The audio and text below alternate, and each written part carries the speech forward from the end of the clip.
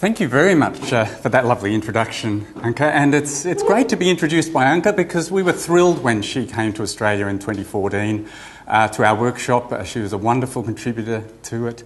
And we also treasured the link that you helped to strengthen with the Rachel Carson Center here in Munich. And let me take this opportunity to thank the staff of the Carson Center and indeed the Carson Fellows and scholars and the students for creating such a collegial, productive and stimulating intellectual environment. We're all very grateful to you, and I can say that the Carson Center has really been a dynamic influence in our work in Australia, just through the opportunities given by the Carson Center for visiting fellowships here, through Christoph's visit to Australia earlier this year. The Carson Center has become a real stimulus to our own work, and we're really very grateful. Well, talking of Rachel Carson, she's such a powerful symbol for our centre here in Munich in so many ways. She was, as you know, a scholar who really did change the world. She was a scientist who could write, and her books and essays reached a wide audience, the general reading public and power brokers. She envisaged the world holistically and thought across that traditional divide between the sciences and the humanities. She believed that humans form a community with other creatures on Earth and that our fate is bound up with theirs. Her environmental sensibility was historical and attuned to the impacts of social, political and technological change. And her book Silent Spring, published in 1962, as you know, came to signal the arrival of a new ecological politics. And Rachel Carson was also a nature writer. Her earlier writings about the coast and the sea worked within a genre that had existed and strengthened for almost 2 centuries. And they can be seen as part of a lyrical, romantic tradition, I think, of Arcadian writing about nature, about lost or threatened pastoral worlds. It's a tradition of nature writing that had its beginnings in the late 18th century in the Industrial Revolution in Britain. And we often identify the founding book of that genre in Britain to be The Natural History of Selborne, published in 1789 and consisting of the letters of an English parson naturalist, Gilbert White, who patrolled his Hampshire parish and noted all the intimate, changing relationships between living things. You may know that it might be apocryphal, but the Natural History of Selborne is said to be the 4th most published book in the English language after the Bible, Shakespeare, and John Bunyan's Pilgrim's Progress. Certainly much published and always in print. And his celebrated work has been described as the Journal of Adam in Paradise, and as the first book to link the worlds of nature and the village. In Britain, nature writing became a literary genre with a popular lineage that includes writers such as Richard Jefferies and W.H. Hudson, and contemporary writers such as Richard Mabey, Robert Macfarlane, Kathleen Jamie and Helen Macdonald. In the New World of North America, the foundation of this tradition, with a different inflection, is traced back, as you know, to Henry David Thoreau with his classic book Walden, published in 1854, a meditation on 2 years living simply in a cabin that he built at Walden Pond in Concord, Massachusetts.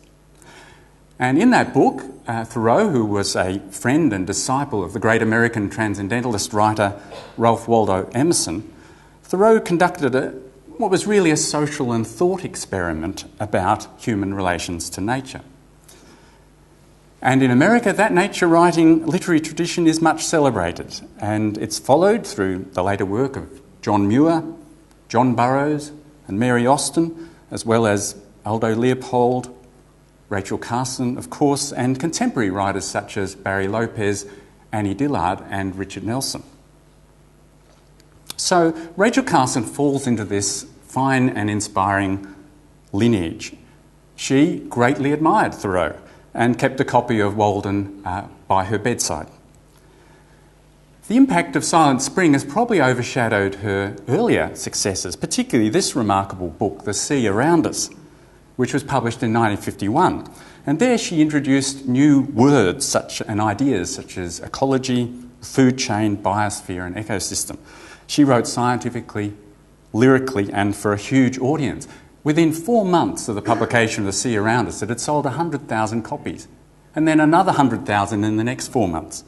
And in the weeks before Christmas 1951, bookshops were selling at 4,000 copies a day. It stayed on the bestseller list for 86 weeks. And it was the winner, amongst other awards, of the John Burroughs, of course, the John Burroughs Award for Medal for Nature Writing. And this award for nature writing was the literary and scientific prize that Carson most coveted. And in her speech accepting the medal in New York in 1952, she referred to those writers she admired. She called them the great masters of the tradition.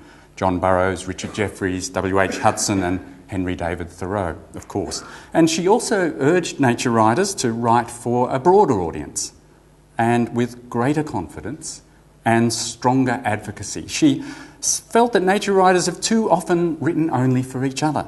She said that the letters that had come to her in the 9 months since the publication of The Sea Around Us have taught me never again to underestimate the capacity of the general public to absorb the facts of science. So one can see here, I think, how Silent Spring grew out of the nature writing tradition, yet was intended to be different and more forceful. So I think what makes the work of Rachel Carson so powerful is that she grafted that long romantic and scientific tradition onto a searing social and political critique.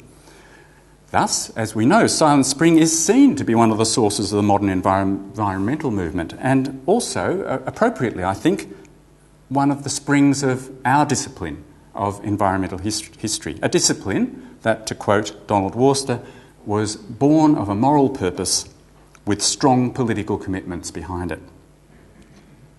Well, American, British and European environmental historians have often acknowledged the continuities between their modern scholarly discipline and 200 years of local nature writing on both sides of the Atlantic. In Australia, we have a vigorous academic field of environmental history, but we tend to see its antecedents and inspirations as coming mainly from overseas. We rightly acknowledge the influence of American and European and increasingly of African and Asian historians in shaping our international discipline since the 1970s. But Australians are less conscious, I think, of their distinctive popular environmental literature and philosophy of their own land. And we've even had overseas scholars visiting us and telling us that we don't have our own nature writing tradition. But we do. It's just less readily recognised, partly because it is different in interesting and important ways. So in the rest of this talk, I want to give you an idea of what Australian nature writing looks like and why it's worth studying. Well, one of Gilbert White's many literary links, albeit a slim one, was with Joseph Banks, Fellow of the Royal Society.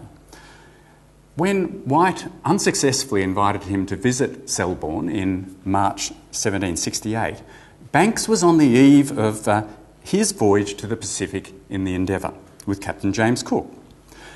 White was, as you know, a specialist on migrant birds, and he always felt the tug of their autumn departure. He missed them, wondered where they went. And he also felt, I think, a similar awe at the distant exploits of Joseph Banks. Poor Gilbert White, he suffered coach sickness just travelling between different English counties. So, of course, he admired the resolution and contempt of dangers of Joseph Banks, a circumnavigator of the globe, and there's the globe at Joseph's elbow. As Banks strode around the shores of Botany Bay in New South Wales, excitedly recording new species, White patrolled his Hampshire parish, noting the comforting recurrence of old. So perhaps we can see these two naturalists, Gilbert White and Joseph Banks, as representing contrasting visions of nature. Banks was beginning the sort of natural history description that would dominate in Australia for the next century, and that he, as an indulgent patron of science, would help direct from the Imperial Centre. Banks was a disciple of the botanist Carl Linnaeus. He was his agent, excited by the exotic, classifying the New World, gathering Australian nature into the Linnaean Empire. By contrast, Gilbert White's work was self-consciously parochial within a parish, embedded in a known, familiar and bounded territory that was also home.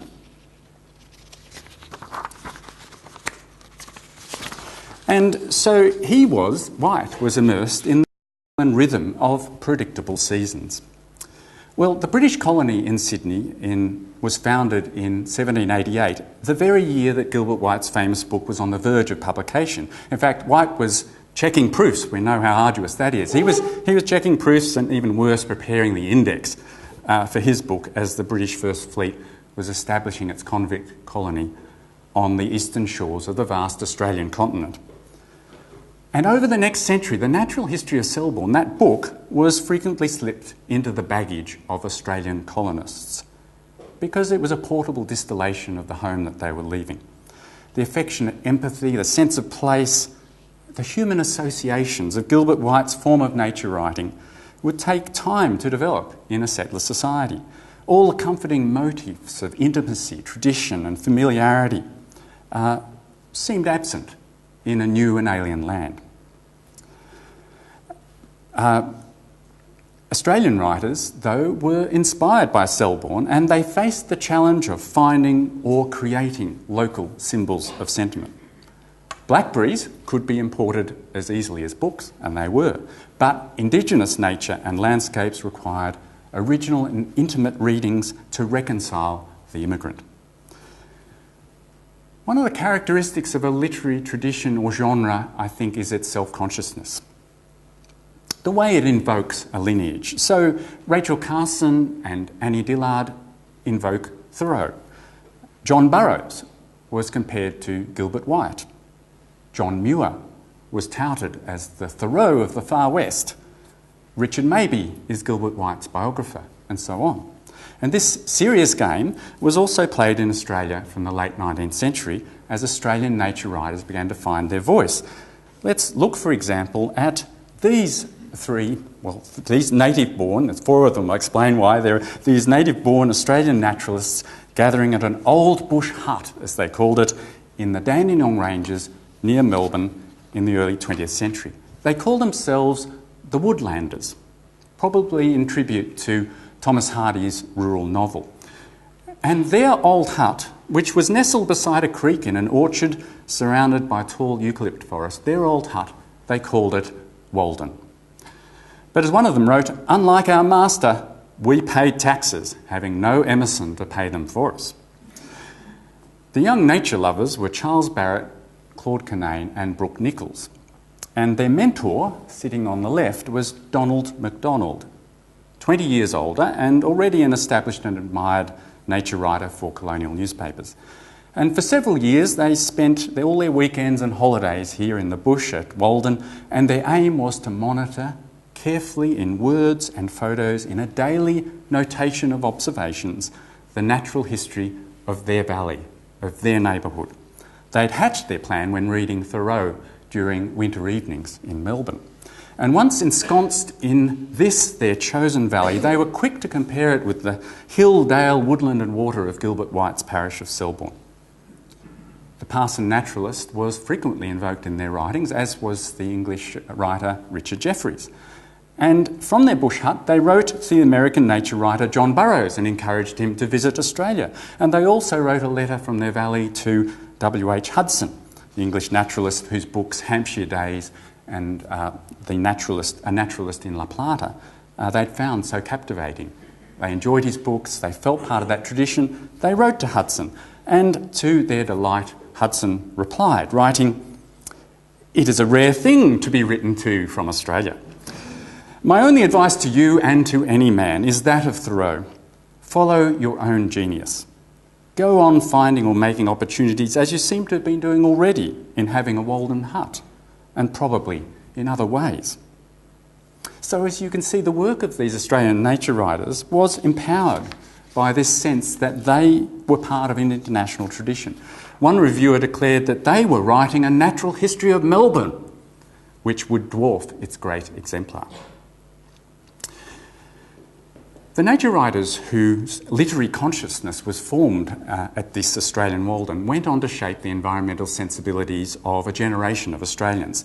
And they did so not just through books, but also through popular essays and newspaper columns that entered into a kind of dialogue with country readers especially.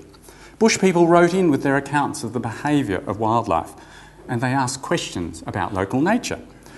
One of the nature lovers at that old bush hut, Charles Barrett, became a very popular nature writer, and his series of Sun newspaper books, some examples here, had a circulation of almost 1 million. This is in a country of only 4 million in the early 20th century. Huge circulation, huge impact of this kind of writing. And he and his colleagues helped to establish nature study in schools, and they promoted special education days such as Bird Day, Arbor Day and Wattle Day. So through the newspapers and through these letters from readers, they stimulated and shaped a national conversation about nature that was both scientific and sentimental. They encouraged their readers to know their own places intimately, every tree, bird and grub, and to find out their names and relationships and to make a home in the heart, for their hearts in the Australian bush. And they also informed this task with a patriotic destiny, a sense of patriotic destiny. There was a strong sense that bush skills prepared one for the defence of the country. And so it was particularly boys, who were the imagined audience of these nature writers.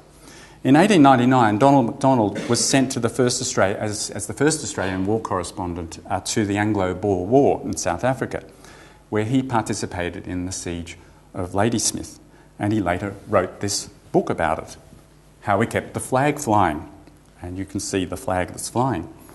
He was also to join in the legend making about the virtues of Australian soldiers in the First World War. The soldiers, he said, were farmers' boys.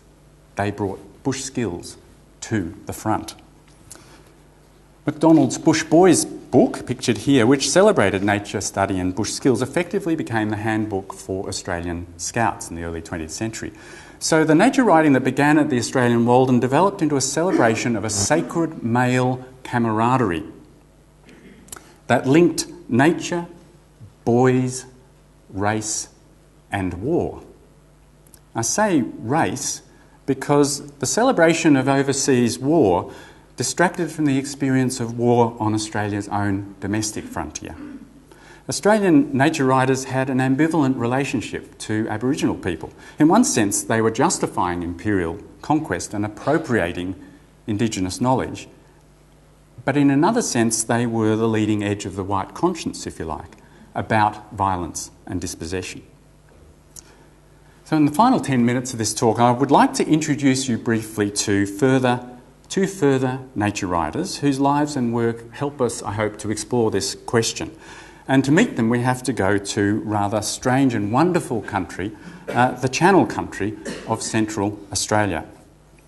On the vast plains of this arid land, the river systems flare out into a myriad of braided channels, revealing an intricate web of arteries. The hydraulics of the land are exposed, and the seams of occasional water come alive, forming vast ephemeral river systems in the desert. It's a boom and bust ecosystem, an arid land animated by water flows from elsewhere, a place where monsoonal rain falling hundreds of kilometres away periodically flood down and over dry channels, bringing a spectacular pulse of life to the plains. The flush of water, very occasionally, reaches all the way to the salt pan of Lake Eyre, which is a kind of continental rain gauge. More than 500,000 square kilometres in size, the basin is the largest inland draining system in the world. And historian Luke Keogh, who's here, has recorded that Aboriginal people would hold up the open palm of their hand to signify the basin and indicate that the fingers are the rivers that drain into it. And as you can see here, aerial photos of the Channel Country look like microscopic slides of organic tissue. Well, in 1906, beginning of the 20th century, this remote part of the continent was described by the English geologist J.W. Gregory as the dead heart of Australia. This is the cover of his book. That phrase took off, the dead heart of Australia. It took off and became an influential metaphor for the region. Early European explorers had hoped to discover permanent flowing rivers and an inland sea, but instead they found salt pans and pebbles like encrusted corpuscles almost, and dry arteries, a dead heart of Australia. But in the 1930s, one tenacious scientist went there in search of life, especially the rare marsupial life of the centre. His name was Hedley Finlayson, and he was a zoologist associated with the South Australian Museum in Adelaide. He was born in 1895, he studied chemistry, and at the age of 18 he suffered a terrible accident when he was experimenting with explosives, and he severely damaged his left hand, lost sight in one eye, and was left partially deaf. But this disability did not constrain his sense of adventure. One senses that it almost compelled him to a sense of adventure. In the 1930s, he undertook a series of bold expeditions with camels and horses into the Lake Eyre Basin in search of marsupial life. Since the European settlement of Australia, 11 terrestrial mammals have become extinct, 5 have disappeared from the mainland and survive on offshore islands, 15 more have declined dramatically. And ecologists describe that decline as catastrophic, for the rate of mammal extinctions in the Australian rangelands is the highest in the world. Hedley Finlayson was one of the few scientific observers to document the original species of Central Australia, and his notebooks have thus become a vital subject of scientific research today. One of the little animals he hoped to find in 1931 was the plain rat kangaroo. Here he is, Caloprimnus campestris, known by Aboriginal people as Ulakunta. This species had been recorded by John Gould and pictured by him here in 1843 and never seen again. 90 years later, in 1931, when Finlayson went looking for it, it was considered to have been long extinct.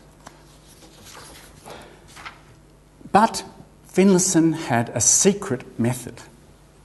His originality as a white scientist was to put himself trustingly in the hands of Aboriginal people. And these are his photos I'm showing you now, Finlayson's photos of the people he worked with. Finlayson wrote this of the Aboriginal scientist: "Tracking is by no means the chief of his accomplishments. In obtaining his quarry, he has at his command every relevant detail of its life history and habits. And to what he has personally seen and remembered is added that great store of knowledge which is the communal gain of long generations of observation and deduction. They are, indeed, specialists in animal bionomics and experts in the taking of little lives to perpetuate their own." And here's an Aboriginal scientist pictured in desert Australia with a rather large life that he's captured to help perpetuate his own.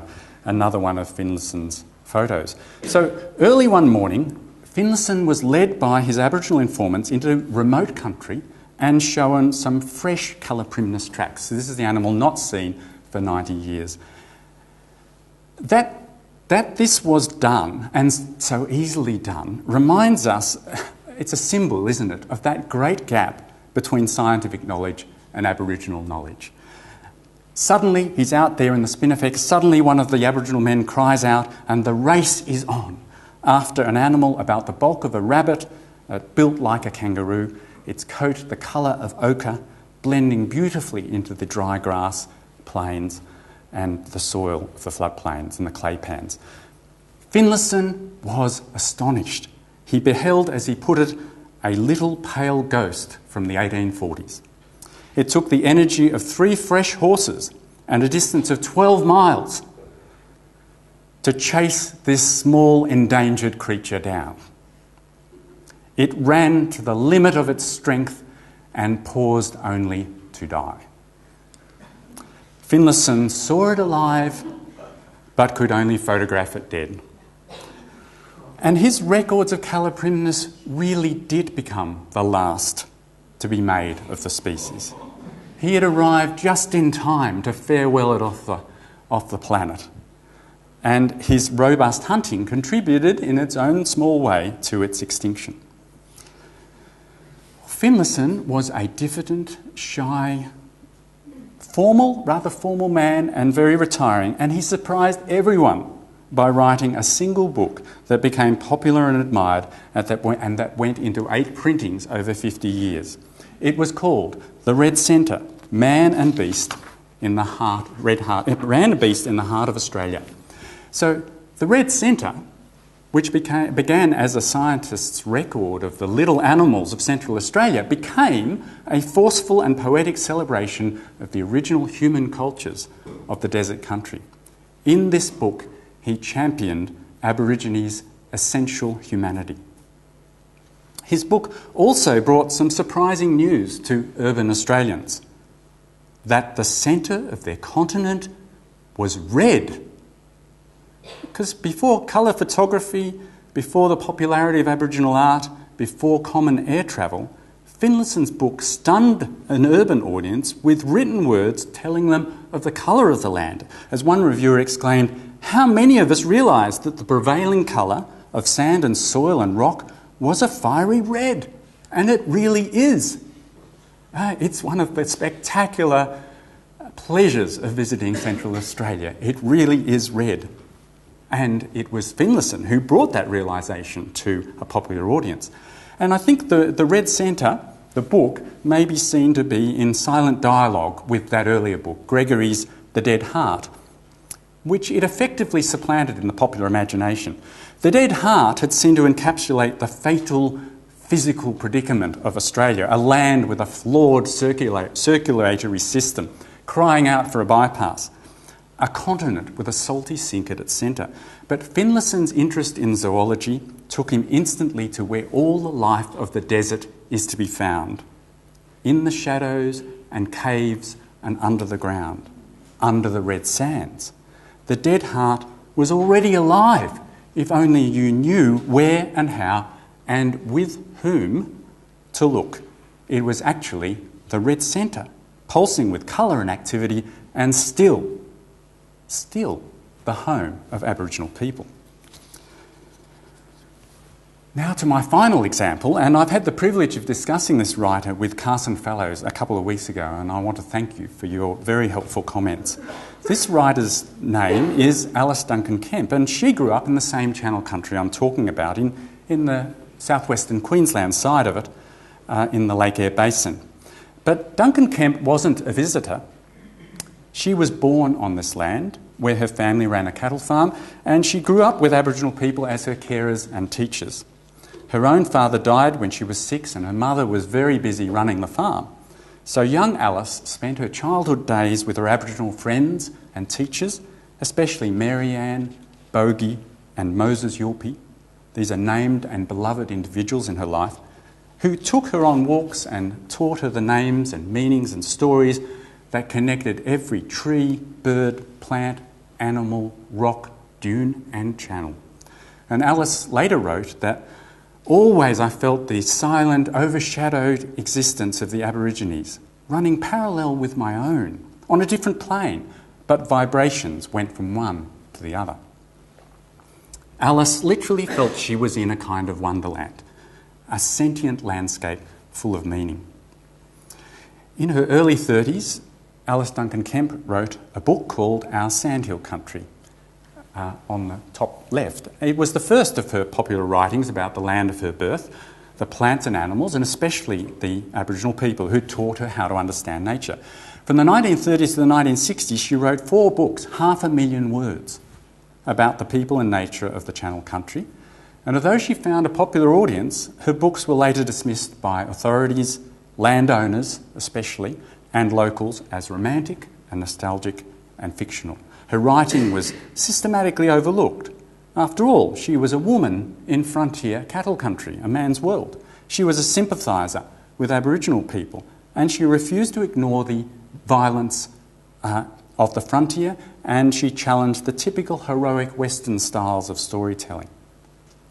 The official history of the shire in which she lived, which came out just 2 years ago, dismisses her work and claims that Aboriginal people of the district are extinct. That's the word used. A huge pastoral company recently bought her family's land, demolished the historic homestead, threw out the collection of Aboriginal artefacts and implements that had been gathered there for a century, and now denies that her writings have any validity as evidence of Aboriginal occupation and industry. But a fascinating rediscovery of Alice's writings has been gathering strength in the last 2 decades.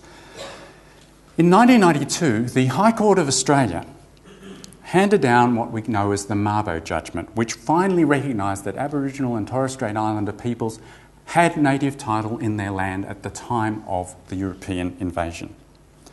And the court's decision led the federal government to pass the Native Title Act in 1993, which established a process by which Indigenous people can seek legal recognition of their continuing title. In 1997, the High Court handed down another important judgment, which we call the Wick case, which confirmed that pastoral leases, such as those that had operated in the Channel Country and where Alice grew up, did not extinguish native title. And in the same year, 1997, a request for access and common usage rights over part of Duncan-Kemp's original property was lodged by local Aboriginal groups. And the claimants included descendants of Mythica people who had worked the property cooperatively with the Duncan family for a century. In October just last year, the Federal Court of Australia handed down a native title consent determination for the Mythica people of southwestern Queensland, partly on the basis of the historical and anthropological evidence contained in Duncan-Kemp's nature writing. Aboriginal people from that district are now working to renew their connections to this land, and Alice's books are helping them to do that. I think it's a stunning example of the political power of Australian nature writing in a country of conquest. So Australian nature writing, as we would expect, reveals much about how a settler culture accommodated itself to a very different ecology and a profoundly Aboriginal place. In reconciling the immigrant, it drew strength from European models as well as writings from other New Worlds. In its early forms, it cultivated national sentiment and looked for evidence of an Australian pastoral. It looked for contented cows and farmhouses and fields of wheat, for a mix of native and exotic species, for an integration of the worlds of nature and the village, thus bringing Walden to the Dandenongs and Selborne to Melbourne.